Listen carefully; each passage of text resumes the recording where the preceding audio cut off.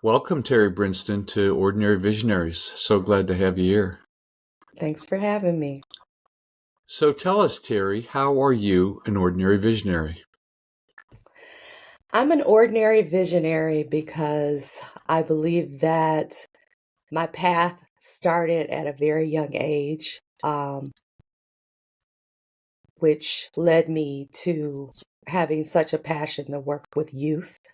And so, because of that, every decision that I make with my career, my leisure time, it points to empowering young people to reach their full potential. So, So that's a wonderful vision and goal, but why did you get interested in that in the first place? What stimulated that? it's so odd because I used to really not like teenagers at all. They just got on my last nerve. But I had an opportunity to teach a Sunday school class. And a young girl was in my class. Her name was Robin. And she was very quiet and withdrawn. And we were going around and asking people to read. And she just bust out crying and ran out the room. And Oh, wow. when she did that, I went and followed her. And, the assistant kept on with the class, and she was crying, and she told me that I can't read. And And how it old was was that she? she was like 10. Yeah, Okay. so she was fairly young, but definitely very embarrassed. And so I resonated with her immediately because I had a learning disability growing up.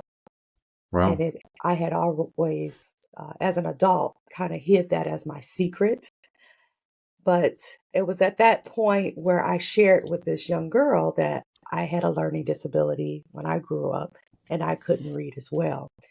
And so you could just see her smile on her face. It was just like she had permission to be who she was and to recognize that there was hope that she could overcome this. And so we became friends. We're still friends today, and Oh, she's really? doing amazing. She's a speaker. She's an entrepreneur. She's doing great. But that part Wow. in my life, that's when I really realized that I had to stop hiding my secret and really share. And that's when I really started working with you. What do you mean not hiding your secret? Well, when I was in elementary, that's when I was told that I learned, I heard that I was stupid, but what they told me is that I Yeah, learned that's it. really helpful when someone tells you that, isn't it? You're stupid. And of course you believe it, right? Right, absolutely. Boy, Yeah, that's what I was told when I was in elementary school, and that I had a learning disability and I had to go to a different class. So they actually back then they would remove you from your regular classes. And so from that time on, all the way through high school, I was, integrated to some classes, but for the most part, I was in a special ed class all day. But it was at that time, I would hide because I was embarrassed. I had to go to this special room. Everybody knew that I had a reading disability or I had an issue that I was different. And so I used to hide that. And so when I became an adult, um, lots of things happened, and God, really worked on me, and I had some things happen. But anyway, I never, like when I went to college, I didn't tell anybody that I had a learning disability. It was my secret. And so, what was your so-called learning disability? Because it's Mhm. sort of a catch-all phrase. Right, There's some people that are not as intelligent as other people, but a learning disability is more complex, right? right. I couldn't read. Just couldn't Yeah, read. I couldn't read. And Wow. so to me, that was, I had math issues, but the main issue is I was a very poor and slow reader. Yeah. I was too. Mhm. But Mhm. way back when, in the dark ages, when I went to school, Uh-huh. uh, my parents helped me learn how to read Mhm. because somehow it wasn't clicking in school. I can't remember Yeah, what grade it was, so it's right, not unusual. right. It just never clicked. I mean, it got better. I could, I was functioning, but it was always, I had embraced it as my handicap. Yeah. So that what happened? How did you come out of that? You said you were kept it secret for a long time. Right. Um, well, after, just years of being embarrassed and really faking certain things and compensating for my disability that I embraced it as. I had developed like really, really low self-esteem. I was very shy, very introvert. I didn't want to talk to anybody. So anyway, but I had, friends, but it was just really fake. My father got really sick with colon cancer, Oh, wow. and he was in hospice, and my family and I had an opportunity to care for him in his last days. And Wow. I was caring for him one day, and he said, "You should be a nurse." And I go, "What? A nurse?" And I'm thinking, actually said this. I said, "Oh, Dad, this is Terry. I have another sister. Her name is Saman." I said, "This is Terry." And I'm thinking to myself, the dumb one, I can't be a nurse. And he said, "I know who I'm talking to. You should be a nurse." And something in me resonated with that because at that point I was able to see myself more than what I saw myself, because I saw myself as stupid, ugly, you know. I just didn't see myself as even a possibility. It was no possibility of me becoming a nurse. And so How when he old how said old that, were you at that time? I was 18.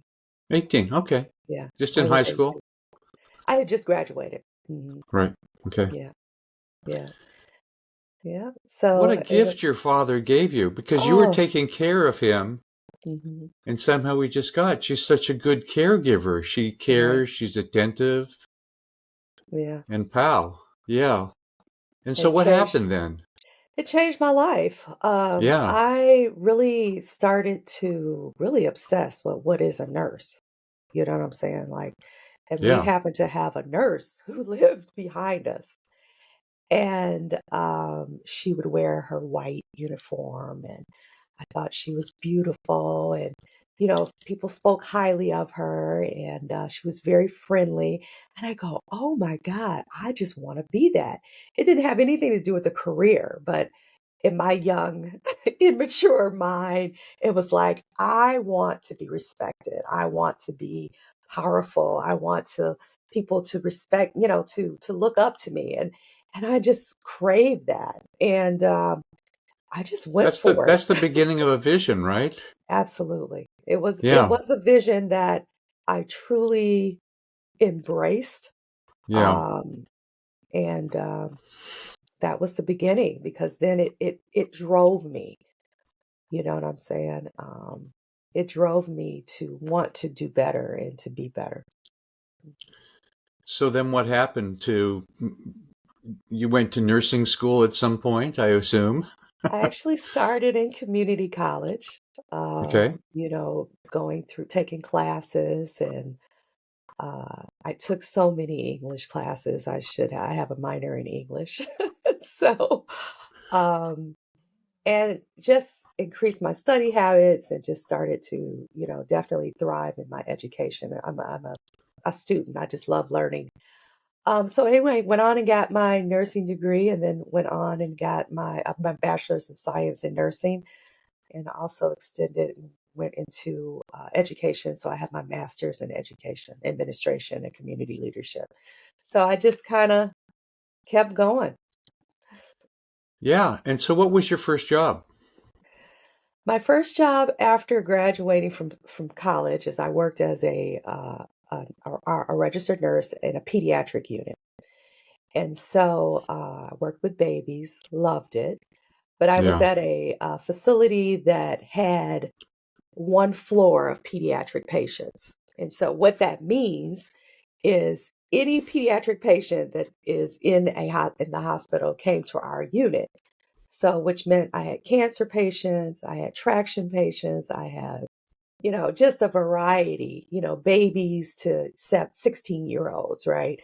And Yeah. so going from one room to another room, I had to almost take off this hat and learn this hat, remember this. And so I did that, and I promise you, I would walk to my unit when I went to work, and I would just pray, Lord, don't let me kill anybody. Very, very dangerous unit. It has closed since, thank God. It was a But dangerous unit? it was well, it's dangerous for healthcare workers because, if you think about it, I'm going from a room, a patient has lead poison, and then next to him, he has, you know, some other issue. You know what I'm saying? And so as a nurse, you have to understand the physiology of the diagnosis, right? And Yeah. so constantly going. So the way that they do it in different like pediatric hospitals is they have specialty units. And so, it's not that it was just dangerous for me. I don't, for me, I felt that it was dangerous. Yeah. Yeah. So, yep. And So then mm, and then what? What was next for you? then I really loved my job. I worked midnights. Oh, really? Loved it. 7 to 7. I love 12 hours. I was married at that point. I had two little boys. Oh, And at that point, my husband, when I was going through nursing school, he allowed me, because I got married while I was in school, he allowed me to, go to go to school full time, and he worked full time. And so when I graduated, I gave him the choice. I said, "Hey, it's your turn. It's your turn. What do you want to do? Do you want to go to school? Do you want to stay home?" So anyway, he decided to stay home and raise the boys.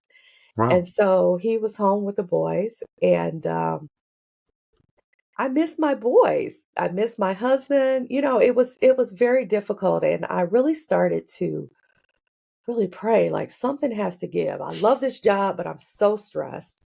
I love working with youth, but it just wasn't right. And so my neighbor, my next door neighbor, been friends for years.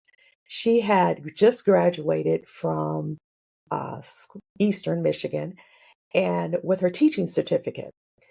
And she invited me to her event, and the principal of the job that she just took was there. And he asked me, "What do I do?" And I said, "Well, I'm a registered nurse." And he says, "Have you ever thought about teaching?"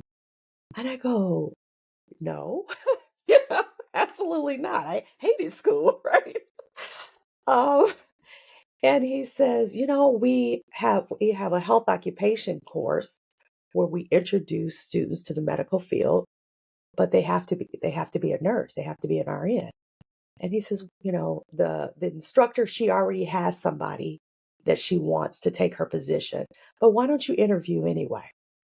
So I go, "Oh, sure, absolutely." Yeah. So I applied for the position, of course, and they interviewed me and I was hired.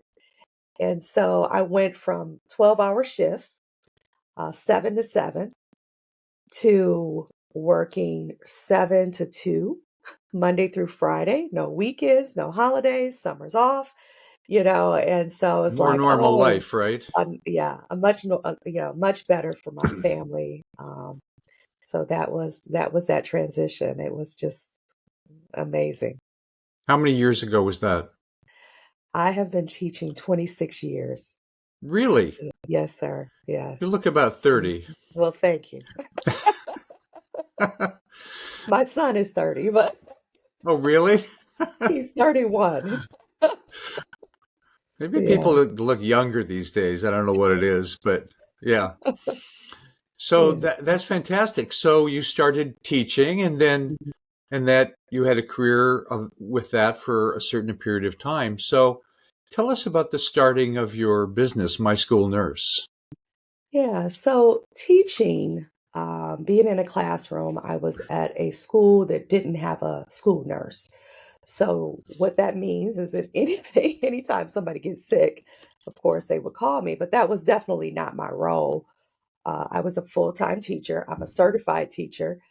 And so I kept getting all of these emergencies, diabetes, asthma, um, teachers were sick. And I was like, what if I wasn't here? What would you guys do? And so I started really trying to figure out how I can support them more.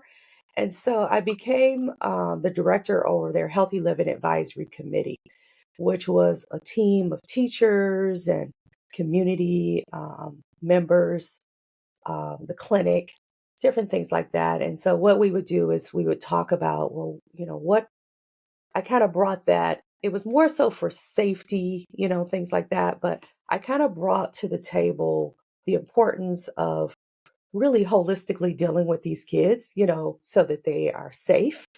There was a lot of times students were diagnosed with certain disorders and they needed medication, and it's like, okay, who's giving this medication and what is the law? What does the law say? And so I found that there was a lot of gaps based on requirements because the government provides guidelines, but it's very fluent. It's not, they can do it or not, or they can put things in place to get by, but it's really not safe. So secretaries are giving medicine, they don't have the knowledge. Teachers have students in their class if an emergency happens. So I started to kind of really see that there was things that we, at our school district that needed to do so that we can provide a safe environment for our youth. And so through that, I started saying, well, hey, if this school is struggling, what about other schools? And so Yeah. um, I consult with schools and I help them to put processes in place so that during an emergency or medical issues, they know what to do and they have a policy and they're following state and government guidelines. So that's what I do. On your website, you say 73% of schools do not have a school nurse. Right. So I So, will say that that was before COVID. yeah. Yeah. Mhm.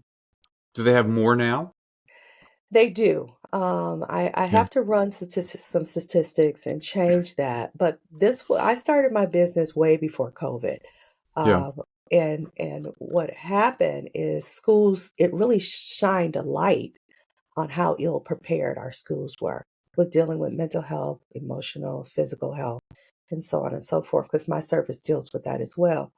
But yeah, that 73% of schools did not have school nurses. So what that meant was who was providing support, who was providing medical support. So it was, you know, Yeah. I mean, kids get scrapes and stuff, and you have to put a Band-Aid on, minor things like that. But kids have asthma attacks.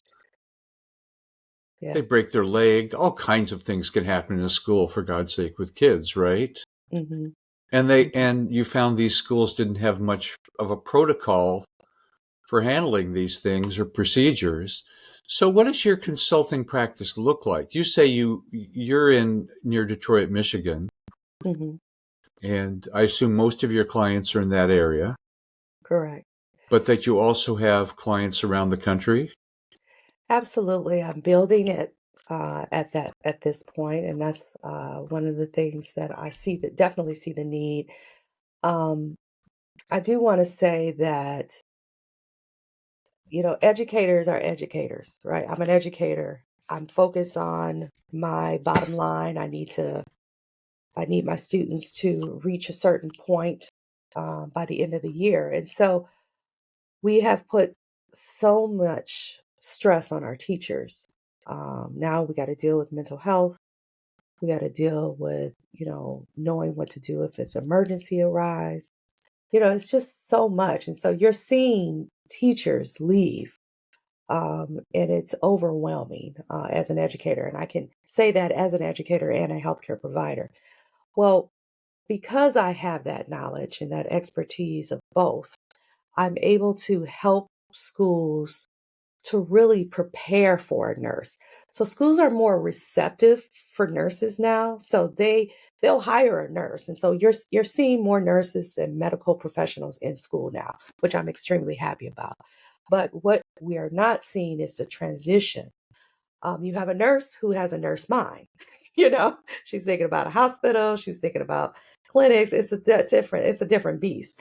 Education, you got an education mind, but there's no transition. Where you have a nurse, you have things that you do, you have to have policies for it. You just can't decide that the nurse is going to do this and not have a policy. And so there's a gamut of requirements that the state and the federal government requires, that schools are not aware of and nurses are not aware of because that's not their industry. And so what I do, so you ask me, what does it look like? Well, I come in and I help them to do a needs assessment. And the needs assessment evaluates how are they supporting our youth because they're the priority. Their mental, their medical, emotional. We want them to stay in school. And so I help them to do a needs assessment. I also help them to develop a team because I want to get them so far, but I have to eventually leave them. And so I want to leave them with a very cohesive team of stakeholders that are very engaged in supporting our youth. Kids aren't made like we were made. You know, I mean, What do you mean by that? do you ever remember, like, I don't ever remember uh kids walking around with crutches, or broken bones or in a wheelchair. You know what I'm saying? I just don't remember seeing that. These kids, they're nutritionally imbalanced. They have, allergies are horrible. They Really? have heart disease, they have diabetes. Heart It disease as is a child? It is profound. I mean, you hear about athletes that are, having heart attacks on the football field or, it's just our kids are not as healthy as they used to be. Why is Um, that? well, our environment, our nutrition, although we have all of these advances and we have all of this technology, we just are not taking care of ourselves. You just ask the average household, what are they eating? All of this processed food and pesticides and all of this, it plays a part. Yeah. And so, of Well, soft course, drinks, sugary soft drinks are oh, yeah, fast ridiculous. food, it's just, Well, everything is processed. So, yeah. do you support a school of getting rid of their soft drink machines? And I've heard of efforts to do that. It's like, no, we don't have soft drinks. You can't have them Right. because they're Well, like when poison. Michelle Obama implemented a healthy school uh, program, I can't remember the name of it, but Right, it right. took all of there were certain nutritional requirements for vending machines that were in schools. And so pop was not something soda that they was not allowed. But since then, those requirements have been lifted. And I can say, and this is just my opinion, during that time, because I was in the classroom during that time, I did see a lot less obesity. And so it plays a part. If you think about it, a lot of our children, they get the majority of their meals from school. That's where they eat, especially if you have kids in poverty areas that are don't have money and the resources. They get their meals from school, and so we have to pay attention that meal is very important. Yeah, and how much nutrition is in that meal that the school is providing? I mean, some of these schools are serviced by things like Pizza Hut and Yeah, fast food places, which makes yeah, it easy. But yeah, you know, absolutely. I was, you know, in our school that we were in, they did have boxes of food brought in, and but you didn't see them. When I grew up, cooked. You know what I'm saying? They actually opened things and fried things and prepared a meal. But now this stuff comes pre-made, and but anyway, it just further confirms that our children are getting sicker. Um, and so with that, all of these, and also, children that are special needs or are physically enabled, they're they're in the school system now. You know what I'm saying? They're going to school.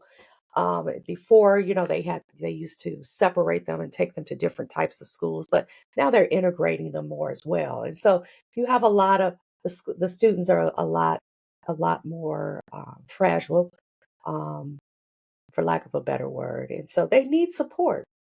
And so what I do is I help the schools to set up those policies, to identify the things that they need and what they're missing, so that we can create a plan of action. Because sometimes, I do a needs assessment, and that plan of action is pages and pages you need to work on. And so what we do is I help them set priorities.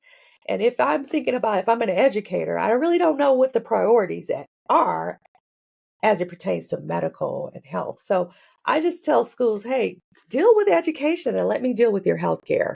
And healthcare includes a nurse, social workers, counselors, physical therapists, speech therapists. And so I help them to kind of make sure that they have everything they need as far as healthcare.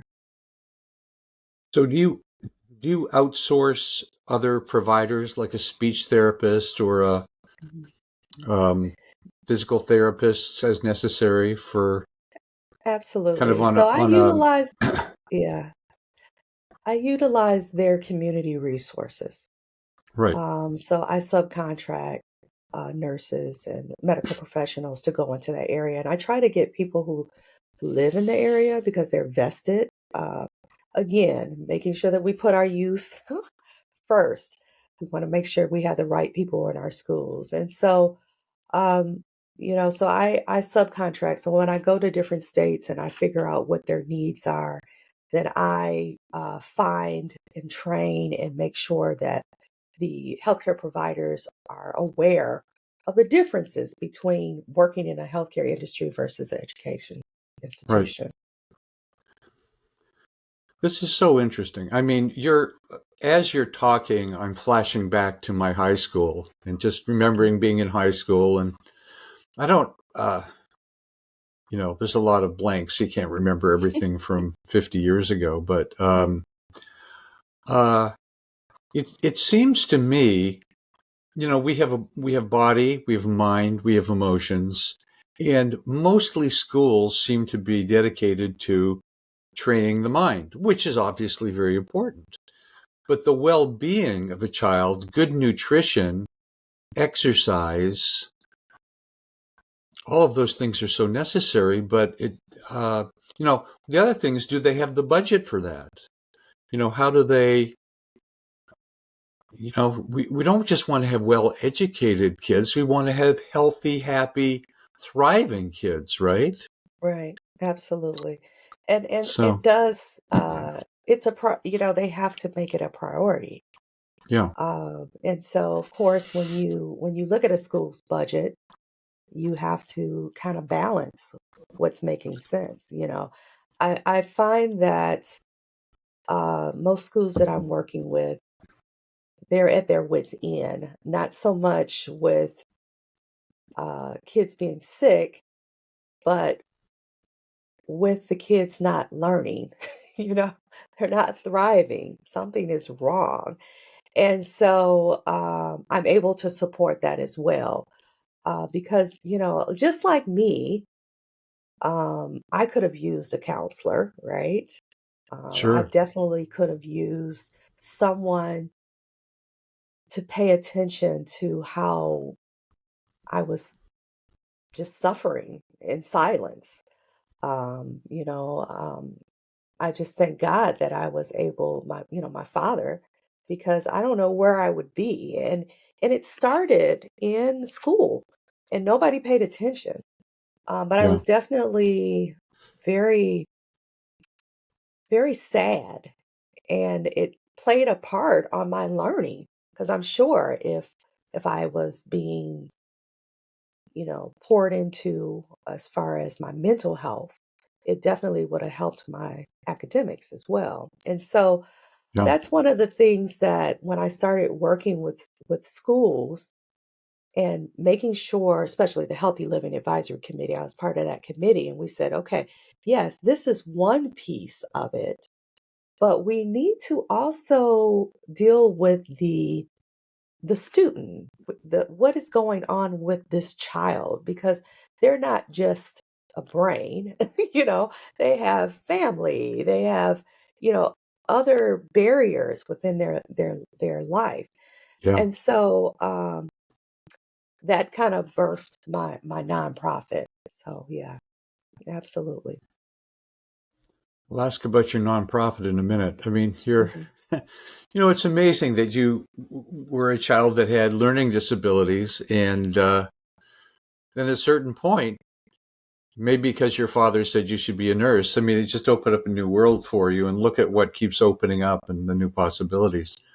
One of Absolutely. my biggest concerns, and everybody talks about this and hears about this, is, when you and I went to school, we didn't have cell phones and social media.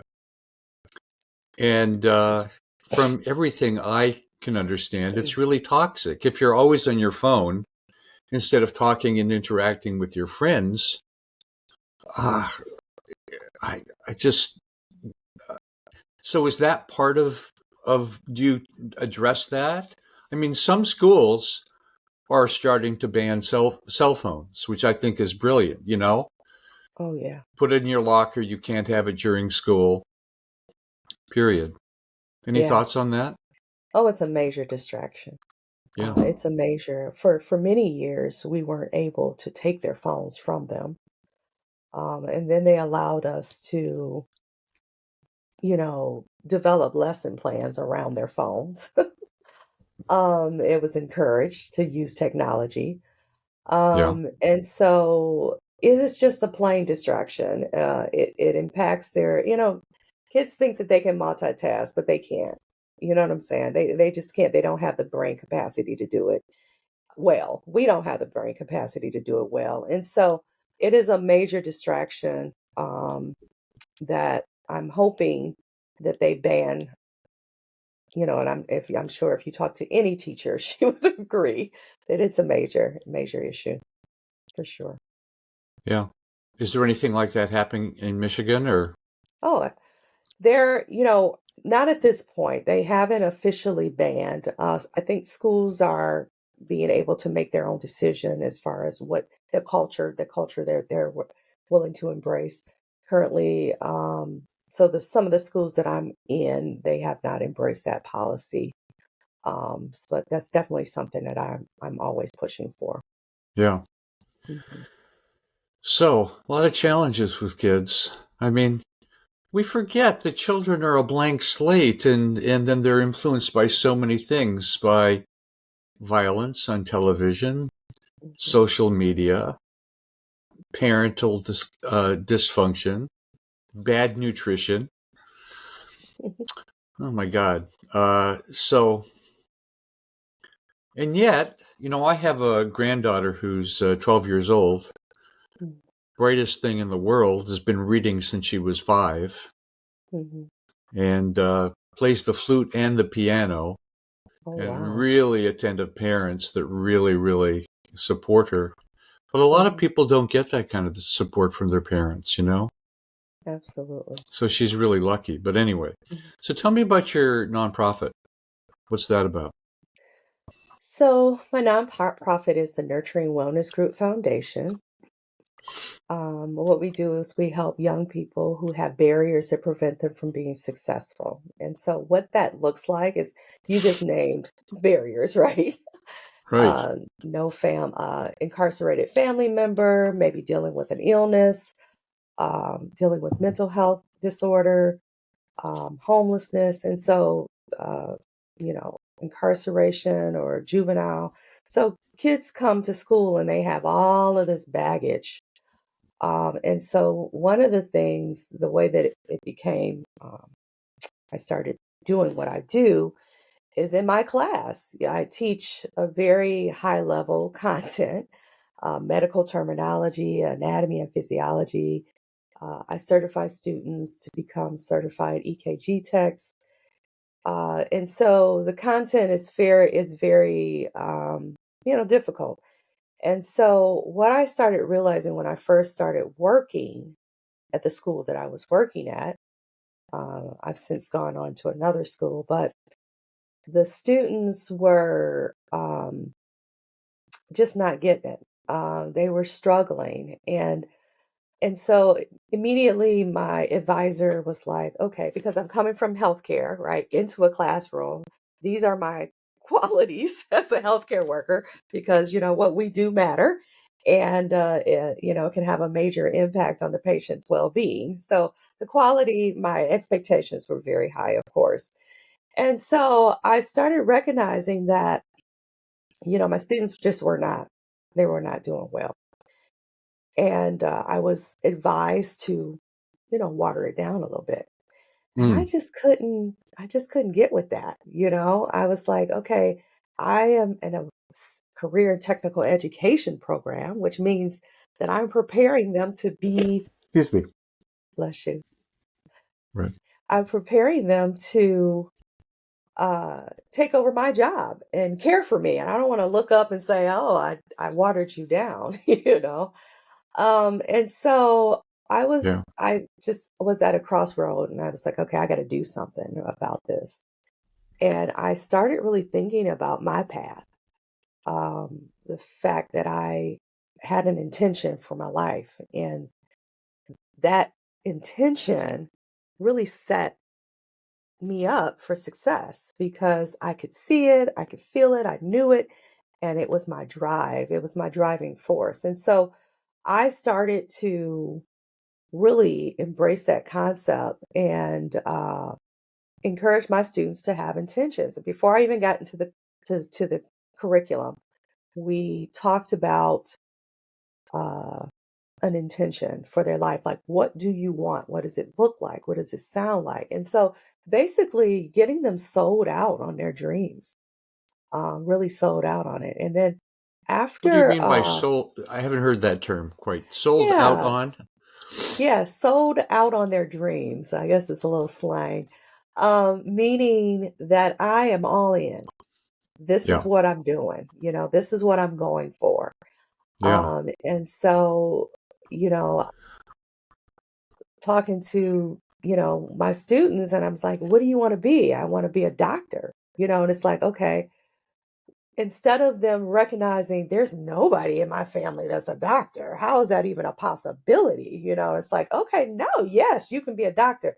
What does that look like for you?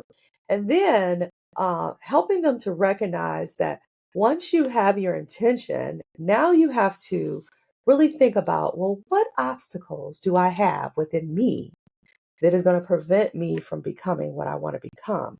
And Right. so, helping them to make that connection. So, for example, for me, I recognized that I couldn't read. And that was an obstacle that was going to prevent me from reaching my full potential. So, I had to learn how to read, which means I had to ask for help, which means it couldn't be a secret anymore. Right. That I had to do the work. And so helping my young people to recognize that, okay, you can be a doctor, but you got to do this, this, this, and this. But once you do that, you can be that. And so it Yeah. became more reasonable for them. They're like, oh, now I know what I need to do so that I can get there. Because at first it was just not even a possibility, right?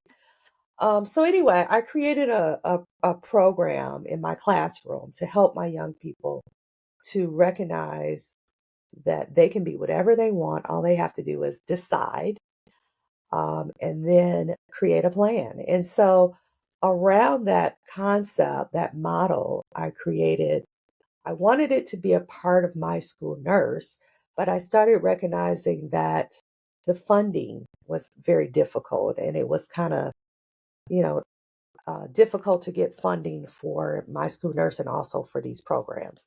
So anyway, I started a nonprofit, and that's what we do is we work with schools and we work with students and we help them overcome those barriers. When I was in school, back to my high school days, and I didn't like school too much. I was smart enough, but I felt that most of what I was learning was irrelevant. Mm. And my wife just loved school. Me, not so much. And I didn't know what I wanted to do. I never really figured out what I wanted to do until I was in my 30s. Right. I didn't have any idea. And it's funny, you've got a young kid, an 18-year-old, 16-year-old, whatever, in high school. And some Hmm. people, for whatever reason, they have a dream. Now, you didn't have a dream about your potential and vision until your father said you could be a nurse. And that it's like that just opened a door. Right. And, Right. I was interested in a lot of things. I was into music and reading and, various things. But, we have young kids, and how can we expect them even to know what they want? Some do, some don't.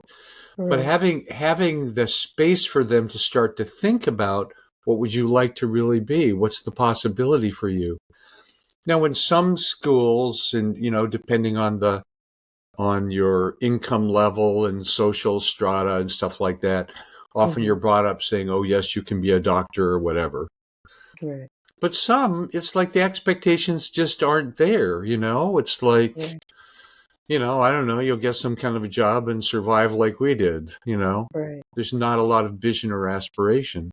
Right. So I what do you guess I do was, so that's just some of my thoughts about this. yeah. So what do you do in these classes to have kids start to see a new possibility for their future? Well, I'm in a unique situation when I was teaching. While I'm still a teacher full time, I enjoy teaching. Um, I have the advantage of students that are coming to me, they're interested in the medical field, right? So, because that's what Yeah. I teach.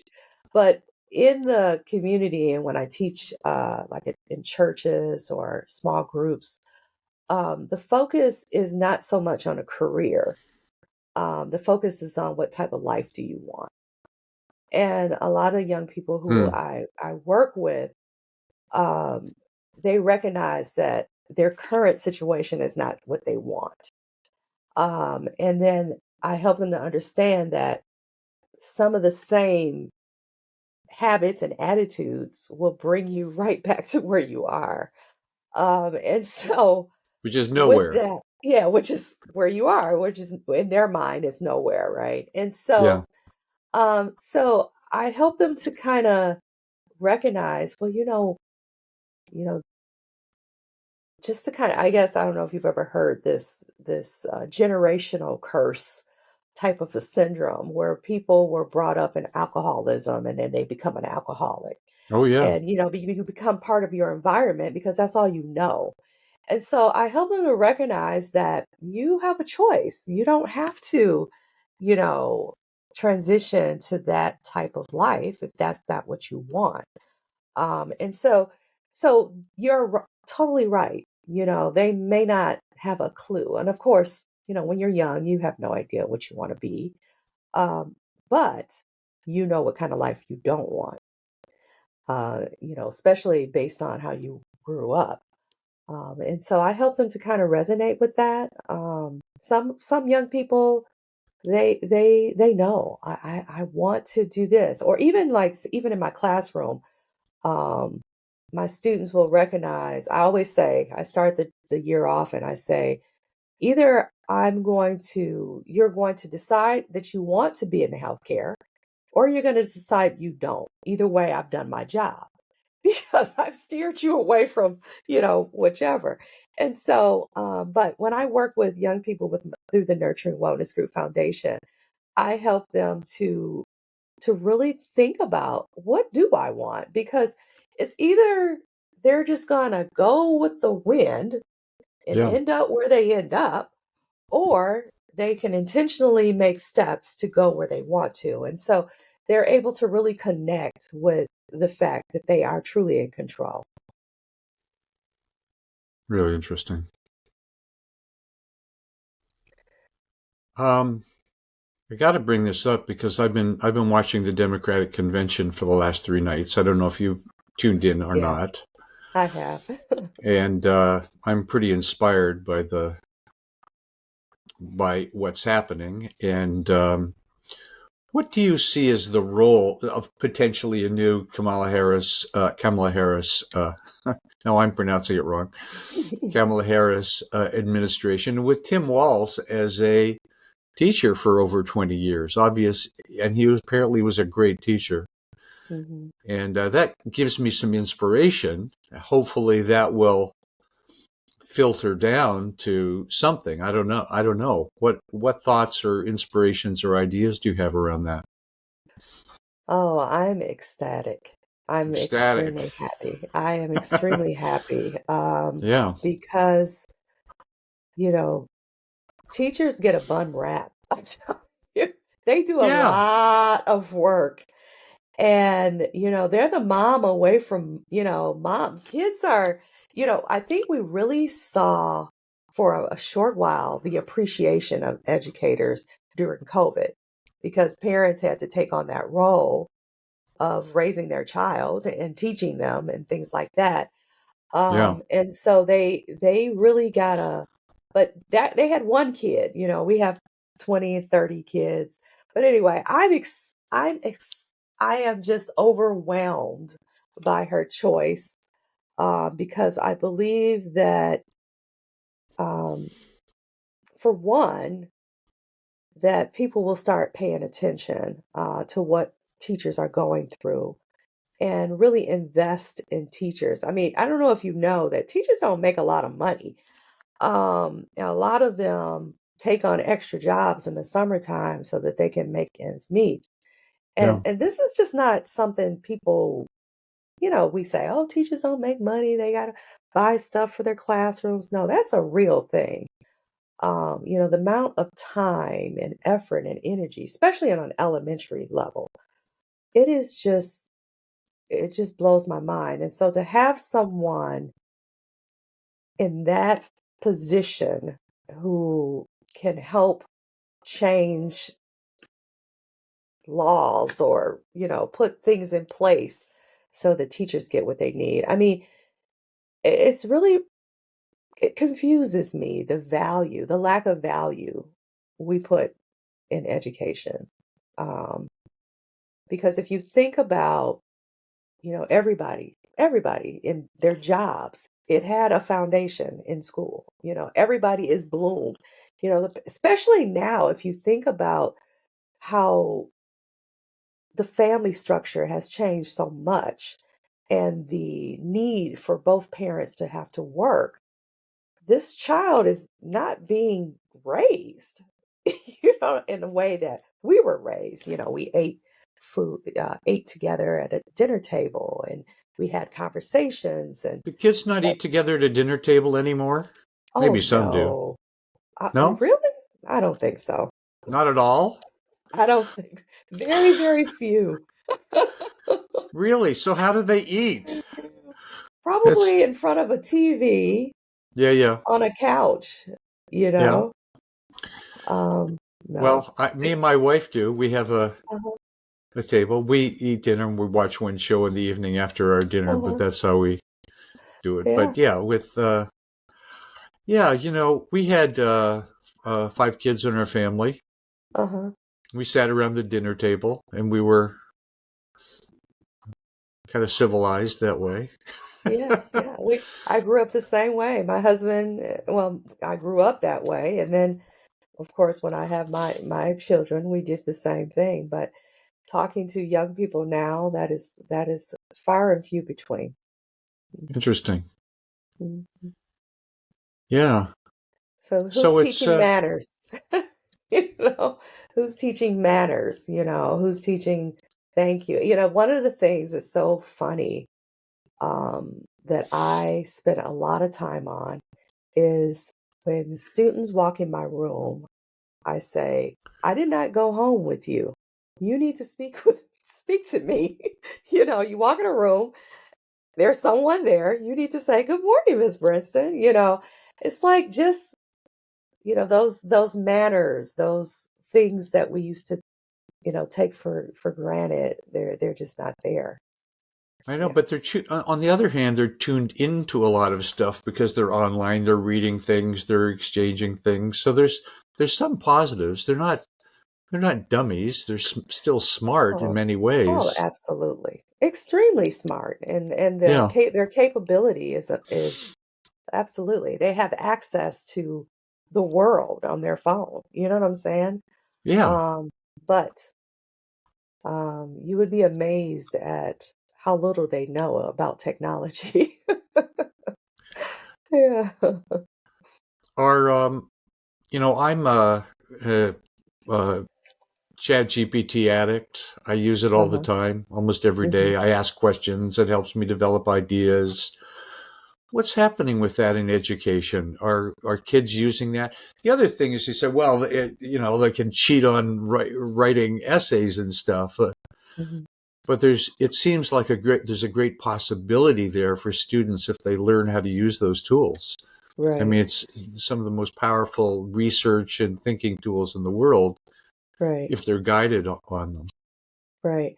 I know that I don't personally in my content area, I haven't really seen it being used in the classroom yet. I don't Yeah, use it in my classroom, of course. yeah, But I do know fellow, you know, colleagues that do introduce it to their students because I mean it's not going away. yeah. And so we got to teach them how to transition with that technology. But I haven't really seen it as an issue at this point. I definitely can see it being an issue with cheating or, you know, writing papers or even um, being challenged, you know what to think. You know, I think that that's going to be an issue because if I don't have to really formulate a sentence or my thoughts, you know, I can just put a clue, you know, put some information in here and it just kind of creates this amazing document. I can just kind of see, you know, our students being very crippled by the inability to write or express themselves. So Yeah. I I'm think gonna keep my eye educators, out. yeah. Well, this is not exactly your area, but I think No. educators are really going to have to figure that out and use it as a tool to leverage education because, I'm interested in something and I use ChatGPT a lot more than Google for Mhm. basic things, but, Right, right, for an idea, tell me about this, that, put right. this together. Um, and it makes me think of the next goal and possibility. So it's fantastic. But, Well, one you thing know, I yeah, urge you to think about is that when you are having interaction with AI, you bring a vast knowledge with you, you know, sure, years of experience. sure. You bring, you know, your your upbringing, you bring so much to it, you know. So when our young people, what are they bringing to it? They have no experiences. They have no, so it's you know, even the way that they can ask the questions, they couldn't go into as deep of a concept as someone like you or I. And so how do we get them to that point if we stop them from thinking? So anyway, I have mixed emotions about it. I definitely Yeah, see the value in it. Um, absolutely. But I think we really need to be careful um, because it really can stop our youth from thinking and, and really putting ideas together, you know, yeah. Well, brainstorming. I created a Hmm. little report. It's called Chat GTP is the ultimate thinking tool. Uh-huh. So used properly, it can really help you think. But anyway, Right. Yeah, it's not absolutely. exactly your area, but I just find it interesting. And I wish I could live for another 100 years to see how all of this turns Yeah. out. Utopia or oblivion. Yeah. We live in that's such a funny. crazy world. Word. That's funny you say that because I often think about my father being in this time. He was an electrician. He had his own business, and I was like, when the cell phone came out, the first thing I thought about was my dad. I'm like, man, this would just really freak him out. Or a computer. It's like, he just didn't see all this technology, but he was definitely, technical, but just amazing. But yeah, technology is amazing. So, how would you like to wrap this up? What would you like to say to people who are listening to this in terms of how to think about um, health, the well-being of children, the importance of all of that, and fulfilling your mission as you proceed with your life and your business and your nonprofit? Absolutely. I just would like to just put out there that our youth are important. Without them, we have no future, and that is just the bottom line. Yeah. What we put in them, that's what we're going to get out of them. So if we put garbage in, we're going to get garbage out. And so we really need to look at our kids holistically and support them holistically. We're in our system, we're throwing things at the behavior. We're throwing things at what we see, the outcome, but there's something deeper going on with them. And so what I do with my school nurse is I help schools to really pay attention to their youth and to develop policies around them and to get the kids the type of help that they need and not ignore the fact that we are their lifeline. And without us, they have a bleak future. And so, um, love to work with schools, love to work with administrators, but let's really um, pay attention to our youth. We can see it in our news, we can see what's going on with our youth, with violence and disease and different things like that. So, got to pay attention and really start doing something about it. Well, thank you for being part of the solution.